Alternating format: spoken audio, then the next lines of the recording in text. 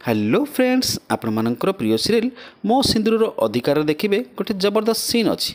नताशा मुक्ति को कहे तू तो असली रूप देखेदेलु ना एबे तू बुझीपारू तो एसबू किसी केवल नाटक करूलु हेले गोटे कथा मन रख तोते तो भौणीर भल पाइबा केबे भी मिलबनी केबे नुह।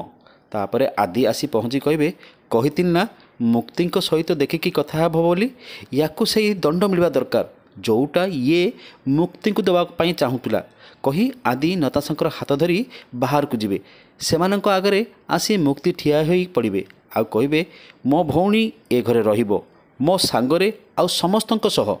तापर आदि कहिबे मुक्ति सीए तुमको मारिया पई चेष्टा करतुला तमे होउच मो स्त्री आउ मो स्त्री उपरे जी अटाक करिवो मु ताकू केबे भी छाड़बिनी। तापर मुक्ति कहिबे सेटा होची मो निष्पत्ति आउ तमठू अधिका मु मो भौणी को चाहे। मुक्तिर कथा शुणी समस्त आश्चर्य होजिबे। आपण मानकू आज प्रोमो देखि केमिति लागिला कमेंट रे जणाई दियंतु।